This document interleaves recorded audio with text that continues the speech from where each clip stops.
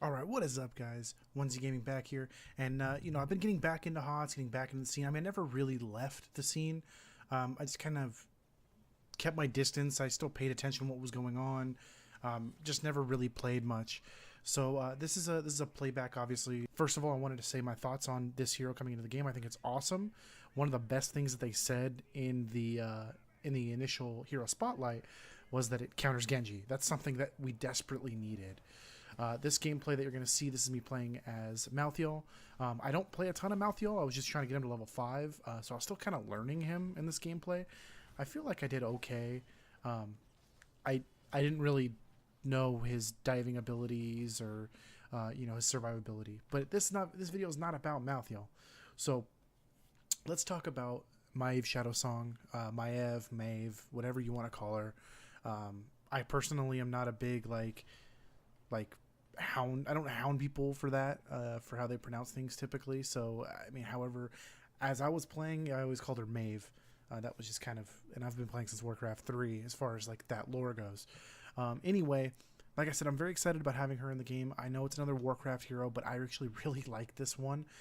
So let's talk about her abilities. Let's talk about how she's going to fit in the meta, or how I think she's going to fit in the meta, and let's just go from here. So her Q ability, which is the one that I'm actually the most excited about, is the Fan of Knives. The Fan of Knives, what it says right here, she throws out knives in a crescent path, hitting all enemies in the targeted area. If she hits 2 enemy heroes, the ability's cooldown is drastically reduced. From what I saw, the cooldown went down to, what, 2 seconds or 3? Something ridiculous like that. That's actually pretty good.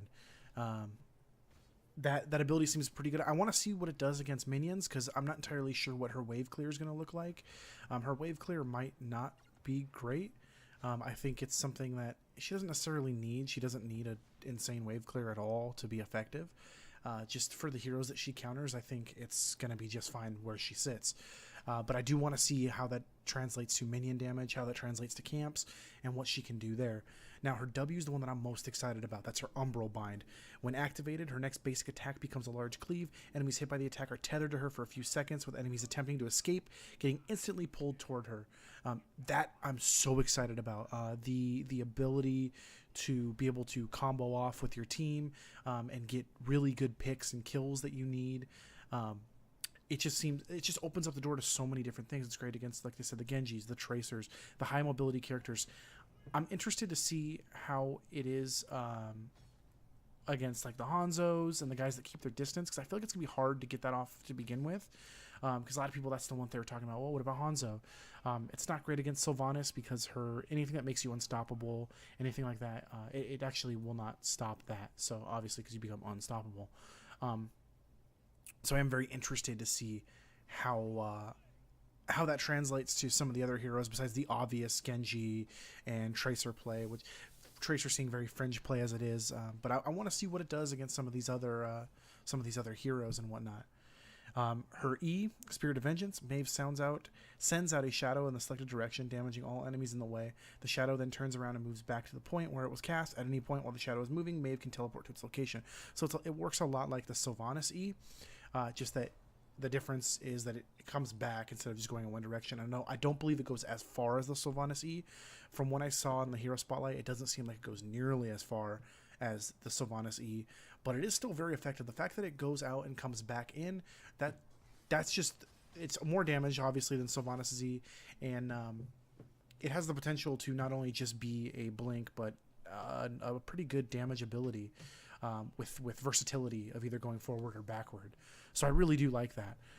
That ability is one that I'm really excited about. I'm excited to see what people do with that, and how that one sees play.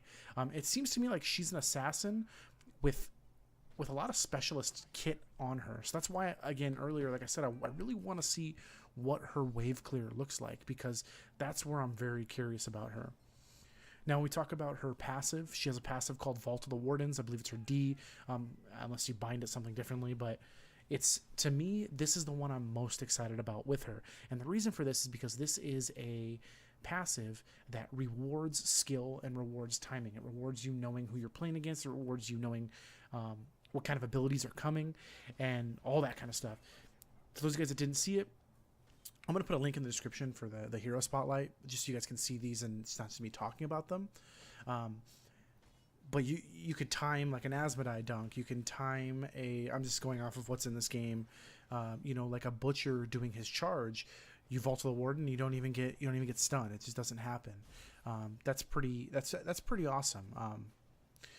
That ability, basically she jumps in the air, and a lot of people made the joke that it looks like she's playing Super Mario and hitting a brick. Like, it'd be kind of cool if there's a skin that like did that, and gets a coin or whatnot. I think it'd be pretty cool.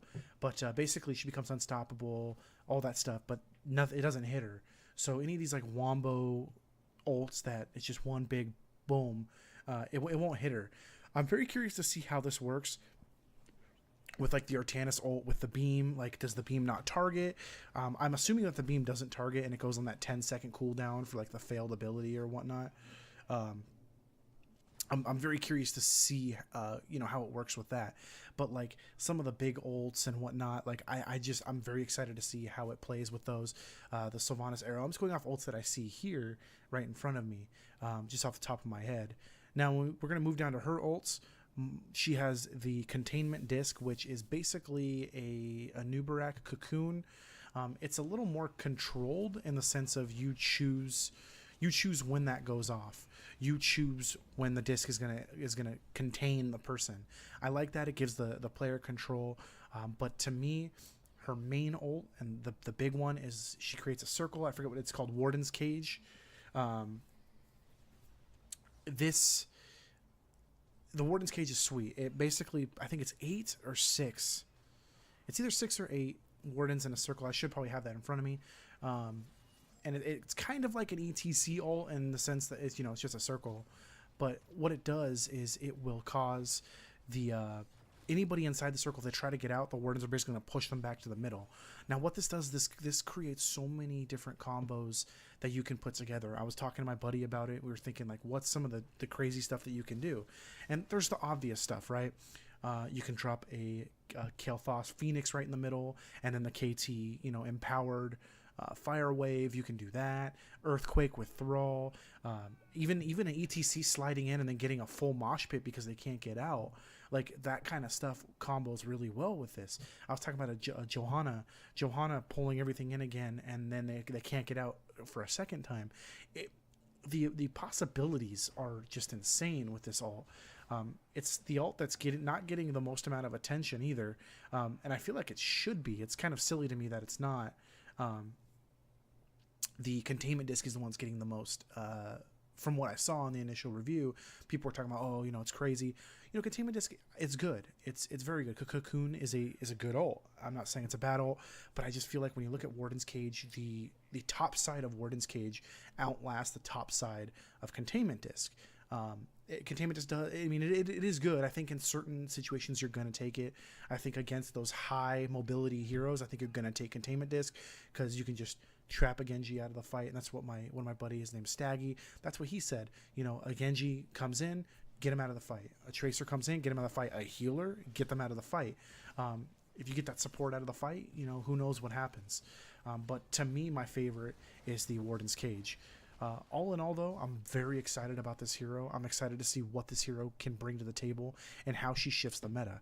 It's going to be nice to kind of see, hopefully, a new hero come in and make an immediate impact to the meta. Not in a negative way. I hope it just brings more balancing. That's the worst, when something comes in and it's a negative change rather than just a balancing change. So I would love to see how she comes into the game and what she comes out with. The next heroes that I want to see, every time I do a Heroes of the Storm video, I was thinking about this. I kind of want to end the video with me naming 3 heroes that I want to see. And I want to try to get them from different universes, just so that way it's not just the same stale things.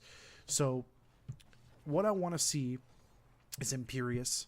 I really would like to see Imperius from the Diablo universe.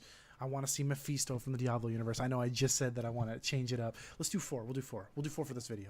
So I want to see Mephisto. I want to see Mephisto more than anything. I want to see Phoenix from the StarCraft universe. I think that would be awesome to see Phoenix. And I want to see StarCraft 1 Phoenix walking around in the I forgot what those things are called. I forgot the things are called that he was in, but I want to see him in one of those. And then out of the Warcraft universe, I would love to see Prince Varian. I think that would be, well, I guess he's King Varian now, or not, Anduin, King Anduin. I'm sorry, I was having a brain fart there. I would love to see him in the game as a support. I think that would be great. But if you guys like this video, again, this is just, it's not me doing anything crazy with, this is just what I think about Maiev and how I think she'll fit in the meta. I think she'll do good. I think she'll do good. I think she'll do good things.